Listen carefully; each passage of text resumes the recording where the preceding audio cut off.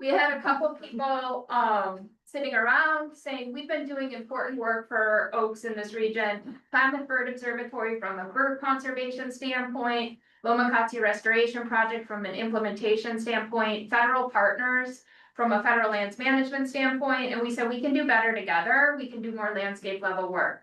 So our first pot of money was from NRCS, Cooperative Conservation Partnership Initiative. And from that, we really formed our partnership in 2011. Pretty rapidly, based upon that work with NRCS, we received the Department of Interior Partners in Conservation Award. And our federal partners specifically said, we need to formalize. And for those of you from the bird conservation arena, Partners in Flight is like the catalyst for so much good bird conservation work, and we're the opposite of formalizing. We're like, let's never write anything down, let's get together and do good work. But people in Quezon said, no, we need an MOU. So that took years. How many of you have been in charge of getting an MOU signed by 12 agencies? Yeah. It's like 20% of a full-time job, not to write it, but to do all the things to get it signed, and then it is incredibly powerful. Do you guys have one yet? Yeah, well, we have declaration of cooperation. Awesome, same. That's fantastic, because to a lot of people leveraging this amount of money, it is very important. So we got our MOU signed, but that didn't really mean much, so then we did a working agreement, which actually was the nuts and bolts of how we were gonna partner together. So we have that as well. We got another pot of NRCS funding. And then we thought, okay, we got this. Let's take a step back and do a strategic conservation action plan. And so let's be more thoughtful about what this partnership is going to grow into, what we need to do from like an enabling strategies and a conservation strategy standpoint, and where we want to do it on our landscape. So just to like really double down on the dullness of the presentation, I wanted to demonstrate that we have an MOU and working agreement.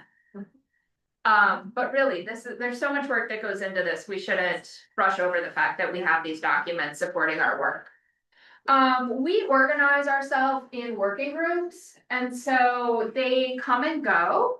And so I've got like what you need to know when you join Quezon, kind of one pager that has all our foundational documents, strategic conservation action plan, working agreement, and then this is how you plug in. These are our meetings, this is our structure, and these are our working groups, so that a new partner can kind of understand how they might engage at various levels.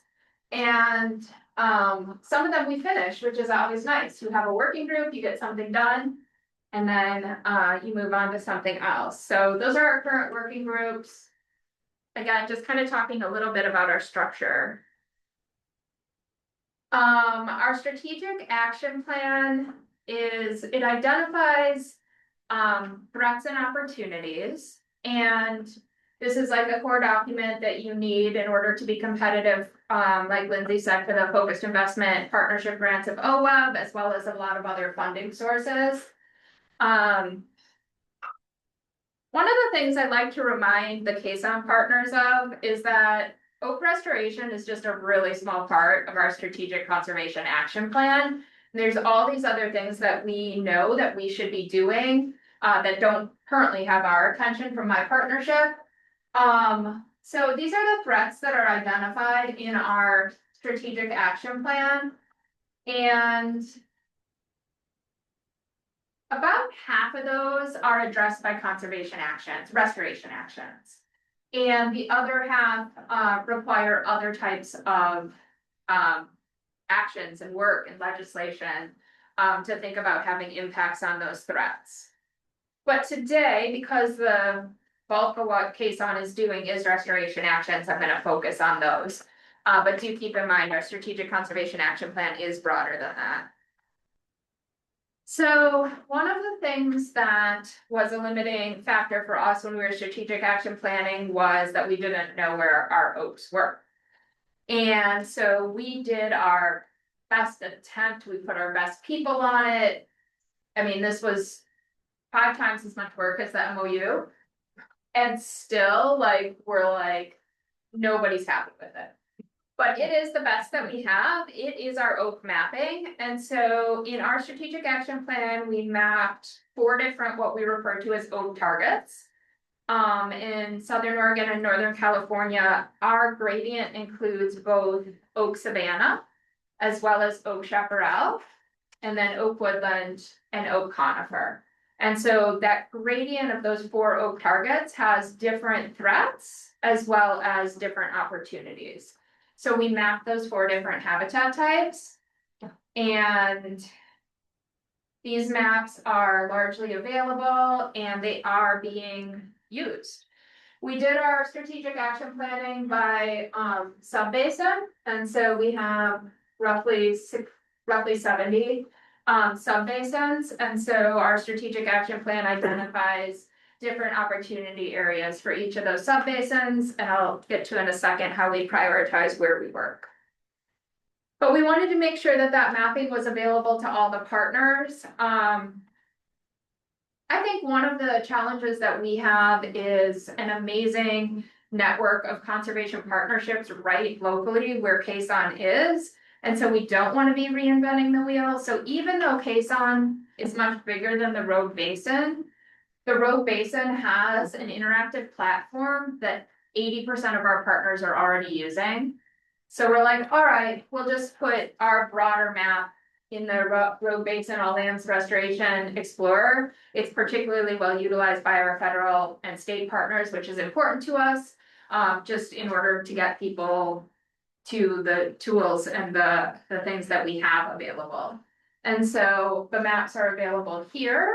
And then it's cool because it overlays with all kinds of other geospatial layers because we put it into the Rogue Basin All Lands Explorer. So this actually is fun. This is how we apply the strategic action plan to getting to where we want to go, which can be really quite overwhelming. So we have this plan now that's hundreds and hundreds of pages. And this is an example of how we used our strategic action plan to, in a structured way, help the partners think about what our application would be for our Oregon Watershed Enhancement Board Focused Investment Partnership application.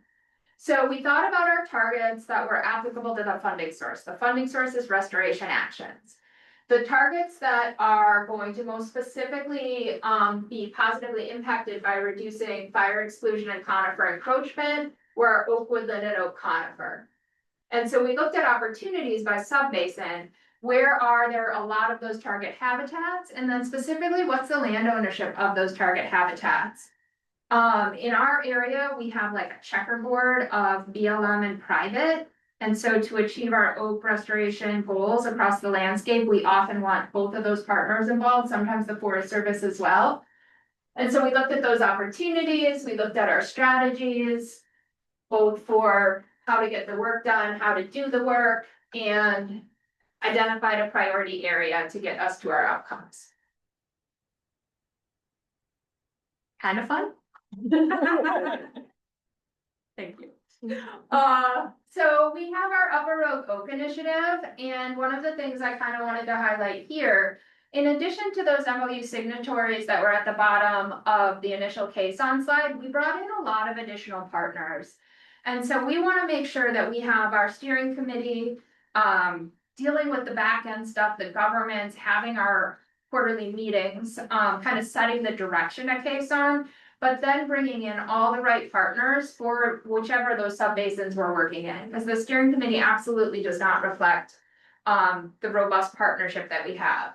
And so you can see we almost doubled our partners here and brought in specifically our local soil and water conservation district, our local land conservancy, our local watershed, and a handful of other partners. Some of those had relationships with private landowners in the area as well, which is really imperative to make sure we're working together across our conservation organizations when we're reaching out to landowners in these geographies.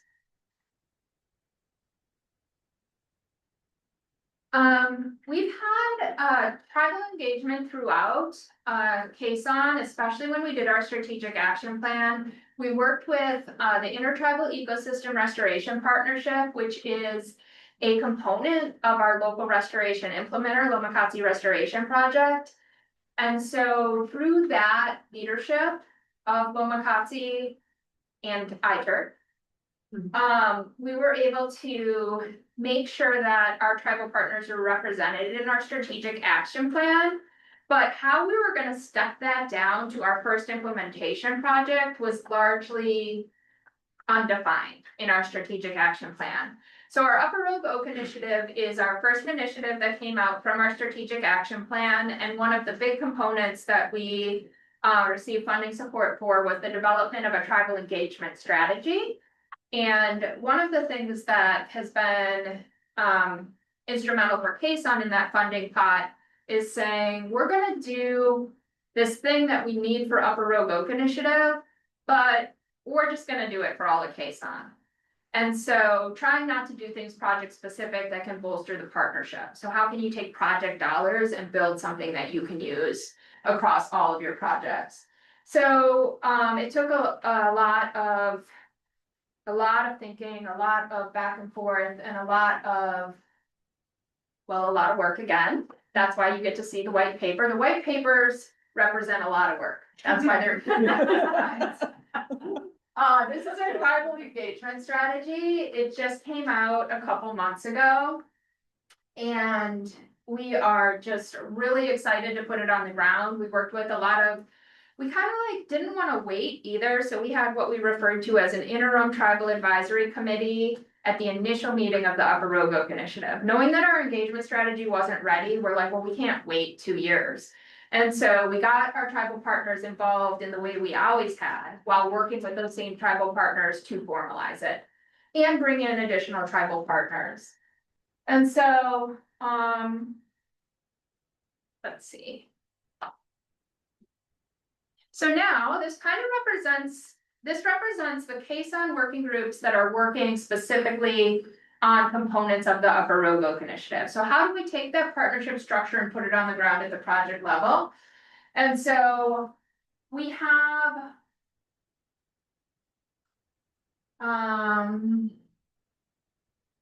the idea is now that we have our technical assistance and monitoring, compliance, engagement, and implementation. And each of those working groups is going to, in a very structured way, engage with the Intertribal Advisory Committee. Knowing that our tribal partners have limited time, we wanted to think about how we could engage them. They're welcome. All of our tribal partners, all of our partners are welcome everywhere. All of our meetings are open. But for somebody who has limited time and has the information we need, how can we most strategically engage with them? And so we're gonna have each of these working groups now, I'll kind of put in topic oriented requests for field days or meetings with our Intertribal Advisory Committee. And the Intertribal Advisory Committee might also sit on these working groups if they have time and interest. So our compliance working group has been very busy. They deserve one of those white pages, actually. Definitely one of the biggest obstacles in getting our work done. I wasn't going to talk about that today, but we can in discussion. That's like permitting and NEPA and that kind of thing. Yeah. Well, like that's a big area. Joking. It's an opportunity that presents challenges. We have an engagement working group that is working on both engagement for all of Cason as well as specific landowner engagement at our project scale. And then, yeah, I'll talk a little bit more about what these other ones are doing. Oh, but with all those partners, I do just kind of want to give a shout out to those of us that are thinking about this day in and day out. It's like there's all these different scales of like ability to focus on this on a day-to-day basis.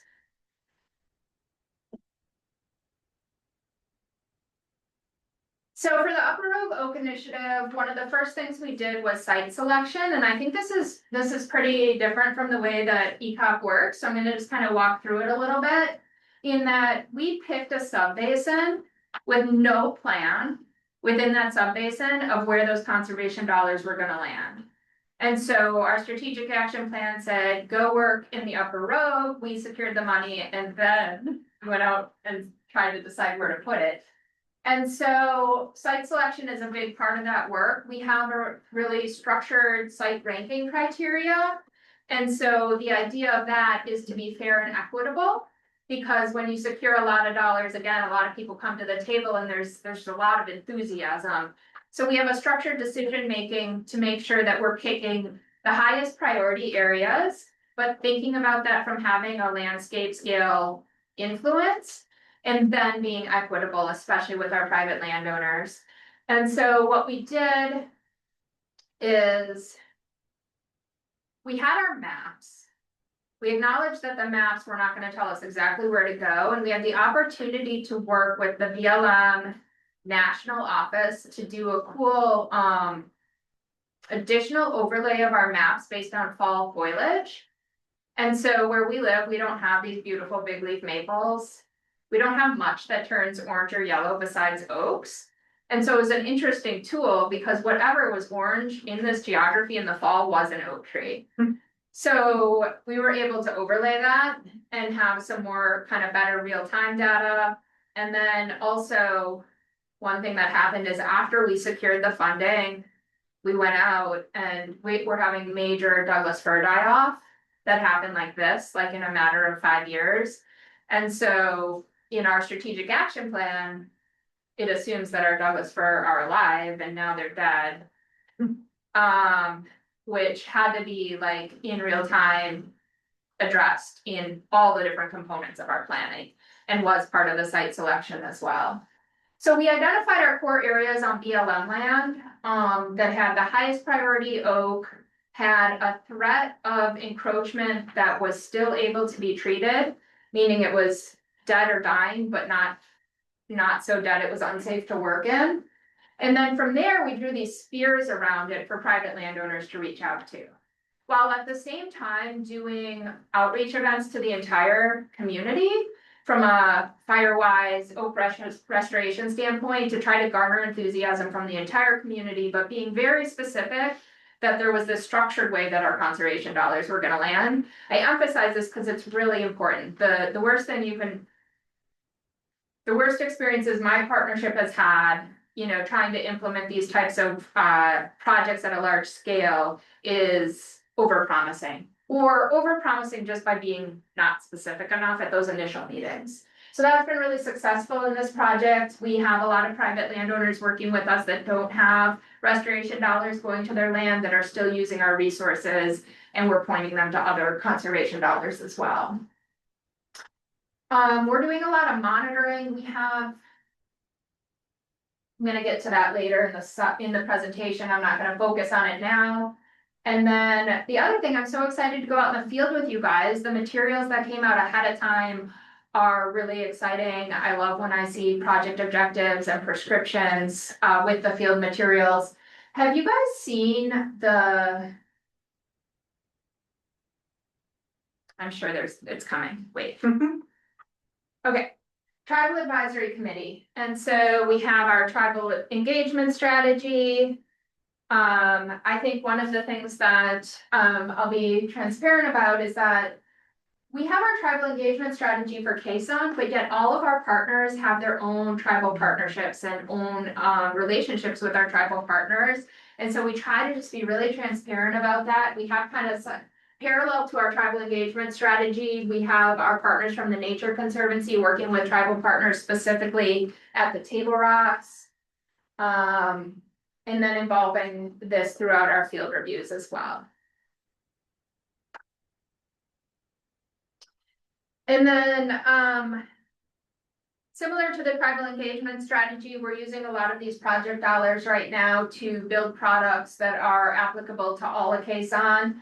And so we also have a fresh website that just came out. I'm gonna pass this around. It's a guide for private landowners to oak restoration in Southern Oregon and Northern California. There's a handout in here that'll give you a QR code maybe, or a link to it. Kind of similar to what you were saying earlier about the science being from the west side of the Cascades. We say that the science is all from the Willamette Valley. Yes. And so I think that we have Quezon has more similarities I'll with modify ECOG mine to that. than with the Willamette, and yet our geographies are really different as well. So we've had a lot of shared learning this year, and we're hoping to do more with our science as well.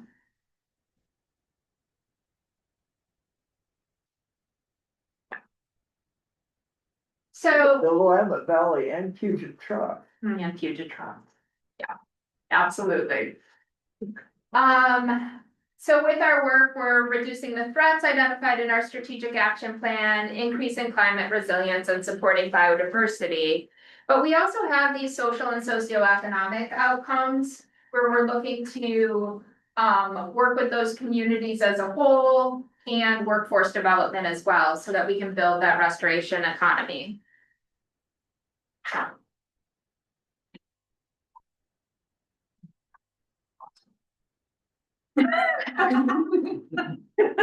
I like the pregnant pause. This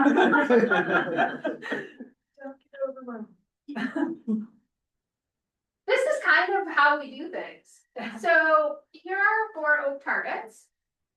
These are key ecological attributes that we monitor. And this is the change we want to see. And so this is like the nuts and bolts of our restoration actions, both where we decide to work and what we decide to do and how we're going to monitor it. So this is our ecological monitoring plan, and it monitors 8 key ecological attributes. And we also do have a data sharing guidelines. I don't know if you guys have had a need for those yet, but it's something that we adopted from Avian Knowledge Network and just allows for more transparent data sharing among partners.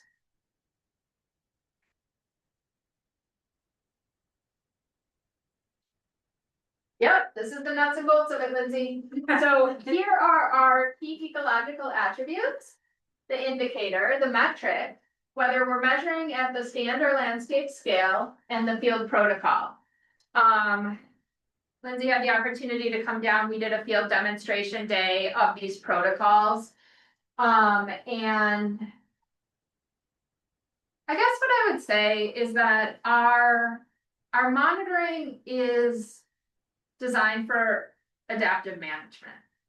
And so some of it is moving the needle on what we don't know a little bit, but we're also layering a lot of project level research on top of this.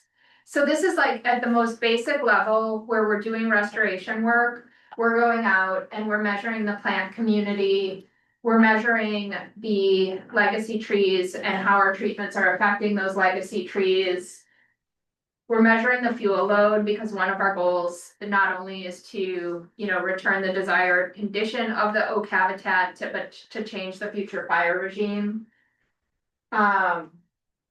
We're monitoring birds and we're monitoring acorns.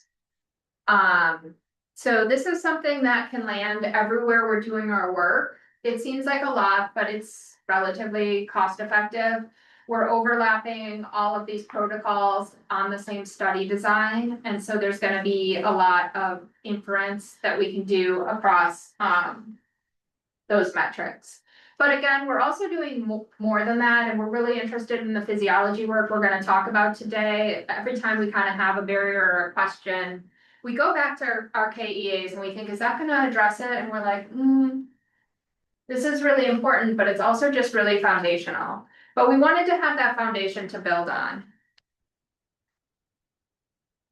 Oh, this is funny. I meant to take this out.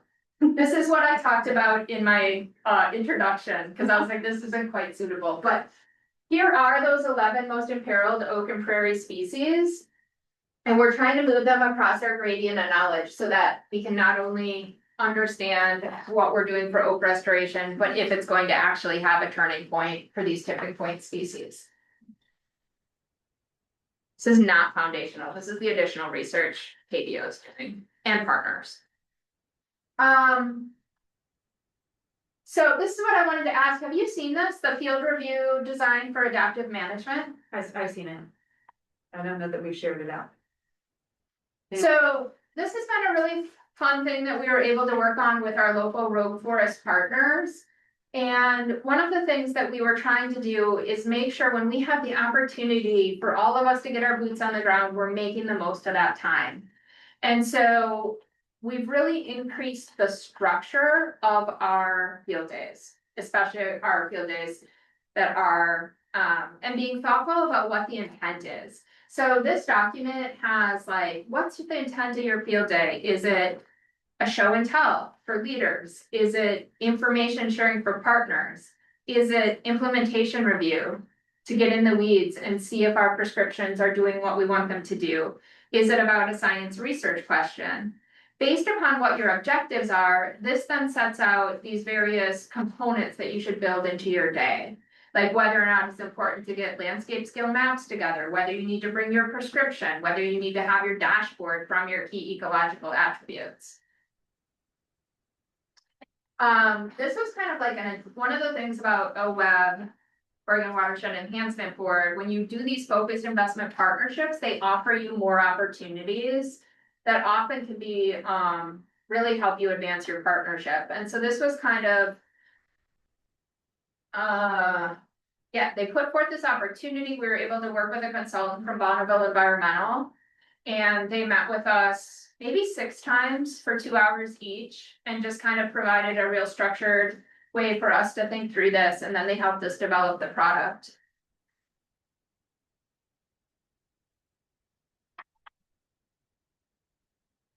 Okay, I did want to do something that actually like shows what we're doing. So a little bit less about the nuts and bolts of how we do our work, but this shows that landscape that we're working in and that gradient right here, just like standing in any site, we're going back and forth across this gradient of habitat types, and then you can see that Douglas fir mortality that we bumped into. So in our area, this is what conifer encroachment looks like.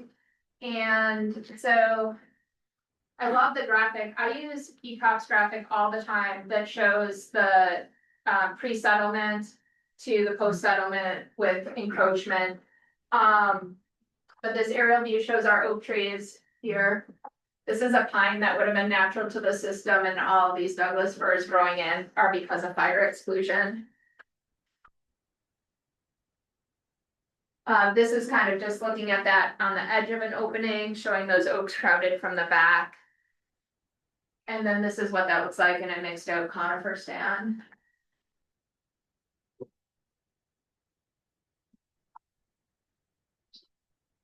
And then this is the idea of that checkerboard ownership that I mentioned. Do you guys have this here? Checkerboards? Yeah. Yeah. Within your oak ecosystems. Oh, okay, great. More relevant. And so, yeah, so when we got this going, these yellow, done.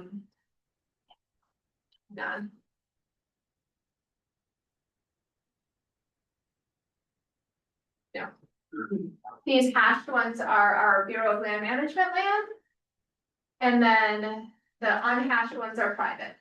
So the idea of picking our anchor areas, reaching out to these landowners, and then kind of broadening that radius until we had enough acres. And then also there are like other site ranking criteria. This landowner was a little bit outside of our bubble to begin with, but they ranked really high for other reasons, specifically being landowner commitment to ongoing maintenance, a community leader, a prescribed burn boss. And so somebody that can also build other robust parts of that community engagement in.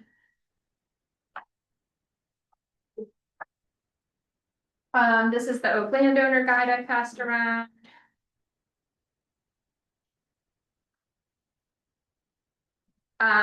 Less technologically savvy than your site assessment. This is kind of the snapshot of a site assessment for private landowners that's in the middle of that Oak Landowner Guide, just as a first pass to think about what your oak habitat might need. And then talking a little bit about the restoration techniques. And so we work with a handful of different implementation partners, but in addition to the federal and state agencies and the Watershed Council, We work a lot with Lomakatsi Restoration Project. They're the largest implementer in our region. I know they're working up here with you now as well. And then also with the Understory Initiative, which is a little newer in existence, and become really foundational to all of Kayson's work. And so I expect that this looks really similar to the work that you guys are doing. I think our restoration techniques themselves are pretty much spot on the same. With one of the biggest things that Kayson has been back and forth a lot about right now, we're working on our first zone of agreement, is whether or not thinking about oak competition and whether or not oak thinning, where and when we might do that. If it's warranted to achieve our goals. I was picking those words carefully. We have a working group that's working on that, and it's been kind of our first zone of agreement. One of the things I always tell partners that's so fun about this oak restoration work is it's relatively uncontentious compared to most of the other collaboratives I work with. Like, we know that oaks are climate resilient, we know that they're threatened from fire exclusion, and it's just generally well accepted by both the public and the conservation partners. So we haven't had a lot of disagreements in our partnership as far as how to do restoration.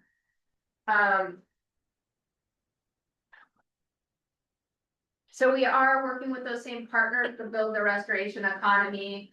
Lomakatsi does an amazing job with workforce development, including Intertribal Indian Youth Service Corps is doing a notable amount of the work on the Upper Rogue Oak Initiative. And really working with partners to make sure that the workforce is fair, sustainable. And I think that this has been actually a really interesting nuance of what's happened with the current administration and the new obstacles that we're facing. One thing that I did not necessarily understand from my own work is the impacts to the workforce and how much of our decision making has shifted to not just how can we get the work done, but how can we keep our people employed based upon those compliance hiccups and funding hiccups. And we've been able to be really flexible. Our funders have been incredibly flexible with us as well. And it's such an important part of this that I don't work on day to day in my own work. Jamie, real quick, can you explain a little bit about the structure of your partnership with respect to Lomakatsi? Because it's a pretty significant difference, I think, between ECOP and Kayson, where Lomakatsi is doing a lot of the implementation, and they're also a partner. We do a lot of hiring contractors and have kind of external contractors that support our work. And we also don't have like, my sense when I visited down there was that you all are implementing a similar prescription across most of your sites. And with us, we're kind of more focused on individuals developing the prescription and then getting review or input from the partnership. But we're not all doing the same thing. So some people are masticating, some people are using mechanical thinning, and some people are doing prescribed fire. Yeah. Okay, yeah, that's a great question. I'm gonna address the second part of it and then circle back to how Lomakatsi plugs in. So way back in 2011, when we did our first project together, we developed a prescription that was co-produced by the partners, certainly led by the silviculturist and the implementers, but according to them, it's the most involved partners have ever been in a prescription. These really are co-produced prescriptions, and with our Intertribal Advisory Committee as well. And so when we got Upper Rogue Oak Initiative, we went back to a couple of those original prescriptions we'd worked on together, but we completely reworked it. And we put together what we wanted to be like Kayson's core prescription. And we did our first implementation review. Some things went well, some things didn't go well. And we really rehashed it like really rapidly. After doing about 200 acres, we're like, I don't know, a lot of pieces of it didn't quite work. And so we just started implementing prescription 2.0. And one of the big obstacles we're having is, opportunities that grading of oak habitat types is happening within very small acreage. Do you guys have that? Yes. Yes. We go from 30 inches of rain in Hood River to 13 in the Dalles and then less. Yeah, Yeah, so it's like, okay, we can stand at a point and be like, we know we agree completely with what we wanna do, but how do we tell the people with the chainsaws? That, how that flows through this gradient of oak habitat. So last year, we put a ton of work into this. We developed prescription 2.0 that was based upon not only those 4 oak targets, but 2 more. Cause those weren't enough. fine, yeah, they weren't fine scale enough. I'm sorry, we have 8. There's actually 11, but anyway. So we developed Feel your pain. a prescription by oak target. But then the obstacle is, well, how do you define an oak target within a gradient? And so we just decided a reasonable amount of subunits for 200 acres was gonna be a couple, right? We can't have 10. We know we can have more than 2. And so the first area, some of us were out there last week, had 6 subunits, but only 3 subunit types, so 3 prescriptions that were applied across 6 subunits. And the prescriptions varied notably. So like 80% of the prescription was similar, but for example, how you remove Doug fir maybe in mixed oak conifer had to do with the drip line of the oak. And in oak woodland, we just cut it off because it's time.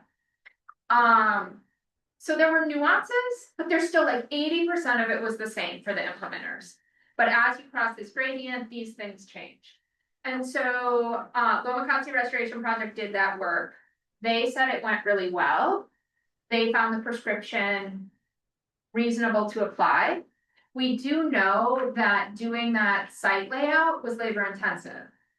And so one of the things we're working kind of parallel on, we often refer to like the work we're doing through these OWEB and NIFWIP dollars as like boutique.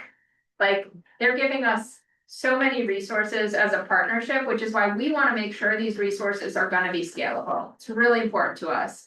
And so we're working with our BLM partners where oak restoration is not the main, but it can be achieved to think about whether or not these prescriptions are scalable in those areas. They had that conversation earlier this week. I wasn't there. I didn't hear how it went, nor were our federal partners. So we'll be having that again. It's going to be an ongoing conversation, whether or not this new prescription is not only working, but if it's scalable. And I have a feeling it's probably not. So we're probably going to have some gradients, like how, we might end up with a prescription that is for the landowner, a boutique sort of oak restoration prescription that can be applied when you are the person on the ground with the lens and have the resources to do that. But we also really want something that's scalable, not only for federal, but also for industry partners to think about. With that, partners are applying whatever prescription they want. You can be a Caisson partner and you can just go do oak restoration on your ground to the way you see it fit. It doesn't mean it's not a Caisson project. When Caisson partners get together and secure the funding and agree to co-produce a project, that's where we're doing kind of that sort of agreed upon prescription that then we hope will be replicable. We did get really positive feedback from the Soil and Water Conservation District last week that they immediately took prescription 2.0. They're working on a small scale as well, and they thought it was phenomenal. They like went out, implemented it, and said it was a big move forward for them. So That's great. yeah. How much of your project success do you feel like, or implementation success, is contingent on the operator being familiar with ecological principles and having done it before? That seems like the advantage of Lomacotzi as an implementer, is that they do this, they're part of the conversations designing the projects. Whereas if you're just hiring like the local logger, you get something very different. Do you feel like that's true? It takes a different approach. Absolutely. We have worked with a lot of different implementers in Northern California back in the with that earlier funded work through NRCS. Mhm. So Loma Katsi by far is implementing most of our work. They're at the table when we're writing the large grants. And that's part of it as well. Like we're putting in a new grant right now for California with 2 potential implementers. And so how do you make those decisions? So we try as a partnership to just decide, who's most competitive, who wants it the most, and we haven't ever had an actual disagreement. But it's not a default that Loma Katsi is gonna implement everything. They tend to be at the table and everybody tends to want them to do it. I think that that's an important difference. And so when we've worked with some implementers in California, yeah, one of the big shifts in thinking is that fuel reduction work and oak restoration work can be aligned, but by default, they do not align. And so even with Loma Katsi crews, like one of the things we talk about is they're going from a fuel reduction urban interface project on Monday to an oak restoration project on Tuesday. And yeah, the crew boss is very familiar with oak restoration project, but that doesn't mean that the crew has ever done it. And so there's still that internal shared learning. And then when you're working with external, I think either an amount of layout or a simplification is necessary. A prescription that goes walk through this gradient and understand oak ecosystems isn't going to work for everybody. So we've worked with implementers in California where our prescription has been so specific. Like one of the things we get really hung up on is an idea of like oak limbs as fuel, as ladder. And like those are simple things to like just put front and center, the things that a general fuel reduction conifer forest practitioner is core, right? Like if you want them done differently, like they gotta be in the front and involved. Yeah, absolutely. I don't think there's a right or wrong way to do it though. I think it's so important to have all of those implementers involved in order to scale up the way that we need to. Did I answer the question about Loma Katsi? Yeah, and I'm just kind of curious if you have, would you be comfortable sharing examples of prescriptions that you've developed both for like kind of internal partner where you have agreement, and then examples of ones where you're just kind of handing the project off to a partner? Yeah. That'd be. Especially the ones that we recently co-produced. They're more current. The other ones, you would just need to realize they also reflected older thinking. Yeah. I don't have any current ones, but yeah, we absolutely are happy to share. And then just a huge shout out to Understory Initiative. They have dramatically increased our ability to do good understory restoration work. This is something that is really kind of an example of having the right people at the table. And I know you guys have great people thinking about this here. We didn't historically. And so we all sat around and went, oh, I wish somebody could tell us what to do. They have come into the Upper Rogue Oak Initiative and just in the initial 3 years, gone out, collected data, developed a seed mix, started growing it 3 years ago, involved the Intertribal Advisory Committee to think about first foods and to think about importance of culturally important plants, changed the mix up, talking about like shade and sun. They have 2 different mixes and they're putting them on the ground just in a matter of a couple of years from seed that's sourced right here locally. I'm so impressed. Are you finding like after prescribed burns or other burns that there's a seed bank already in the ground? It's coming then. Or how much are you having to be? So I will start by saying we really needed them at the table because I don't know much about this. Their current work with the Upper Rogue Oak Initiative is seeding burn piles with also intent to seed prescribed fire. My knowledge of that is that in areas, especially in denser oak woodland and oak conifer, there is a seed bank. There's not a non-native seed bank there because of the canopy. But in the more open areas, I don't know. Like, it's beyond my knowledge. But I can put you in touch with Catherine from the Understory Initiative. And could I just ask, I tell people here, we have something extremely rare. We have good understory where we have balsam roots, lupins, and native wildflowers. It doesn't exist in the Willamette Valley. I don't think it exists by Roseburg. Do you have places where there isn't, because grazing is done in the understory under most oaks, so we're lucky. Yeah, Do you have places where you have good understory left? we do. And that is one of the take homes that the Understory Initiative said about this area out in Lake Creek, where we're doing the Upper Road Book Initiative. There's grazing, but it's not intensive. How are they managing prescribed fire in those kinds of communities? They're doing it? We plan to do it. Okay, so you'll be monitoring to see how, one of our primary concerns about prescribed fire is that you're intentionally causing a disturbance. Yeah. That invasive species that weren't here historically might respond favorably to. Yeah, we're talking a lot about the timing. Yeah. But that's a huge barrier. And then it's a trade-off, like, okay, if we can't do it in the fall when we want to, will we do it in the spring or vice versa? Depending upon what we're worried about at a given site. Like, we're pretty sure we can't just. We're having major obstacles getting fire on the ground. I'm sure you are Social too. license mostly. More like, burn windows and workforce. The burn windows like this and the workforce it doesn't overlap with workforce availability.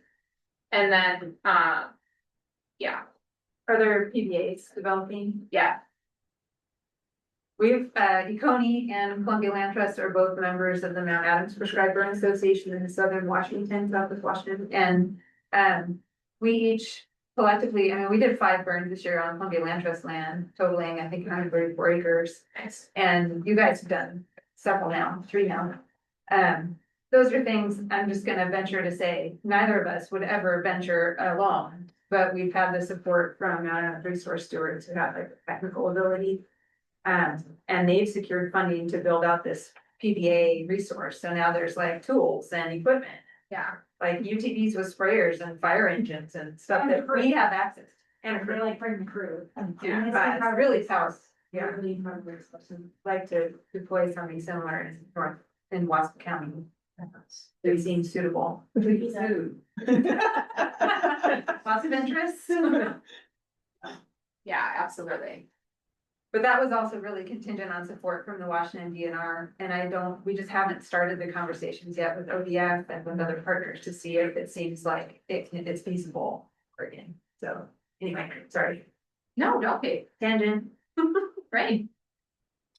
I don't have too much left. Barb, one more question about Understory Initiative though. How did they start? Like, who funded it? How, do you know? I do. What's their story? So they were founded by 3 individuals.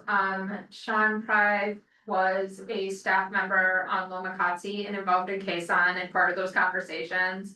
And like saw not only a need, but an opportunity. And,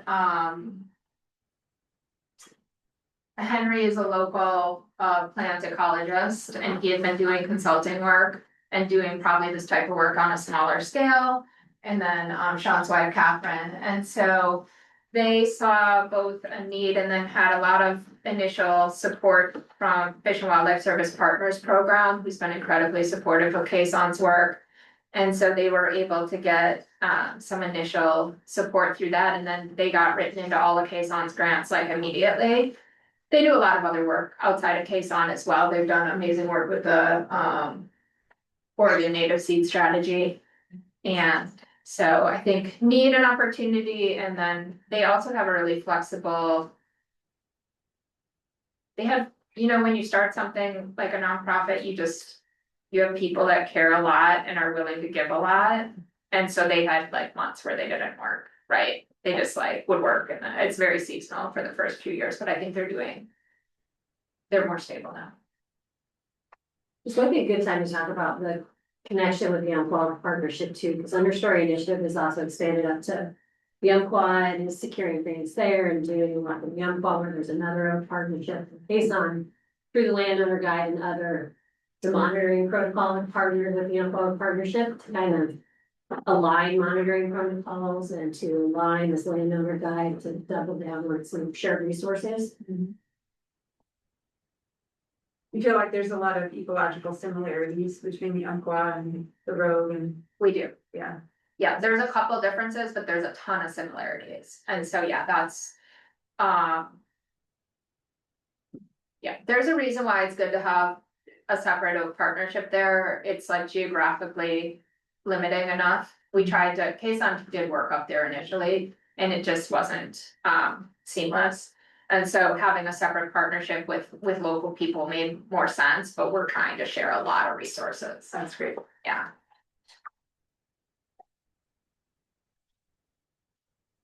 Let me just jump to, We have 5 more minutes.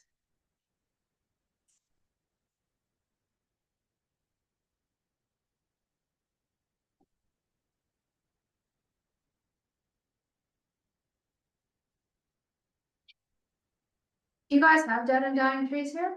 Oh, my. Our species is ponderosa pine, they're Yeah, big that out of them. So I think in addition to the oak on oak, these are 3 areas that we're feeling really challenged right now that I think we can do a lot of collective thinking together. In the coming years, so how we're thinking about climate change impacting our conifers and what that means for our oak systems. This question that we just asked about noxious weeds and native seed mixes is something we know we have a lot more work to move our forward thinking on. And then, yeah, this is the oak thinning, and so I hope that we can have more connections around that in the coming years. And then this is our new website. It's nested under the website of the Pacific Northwest Oak Alliance. Your guys' website is beautiful and should be your go-to. But if you have any partners working outside your region or want to become more familiar with the other partnerships, the Pacific Northwest Oak Alliance, led by Pacific Birds, put together a hub of oak and prairie, all the things. And then a lot of the partnerships that weren't as far along as you guys were decided to nest our websites under it. So for Kaysan, this was a really seamless way to advance our content. And our landing page on the Pacific Northwest Oak Alliance links through to, UPOP's website. Okay. And again, we're connected through this investment strategy and it's available online. Again, I want you all to think of it as yours. The more that we can all leverage this investment strategy, the more we can do this collective work at large scales. I'll leave it there.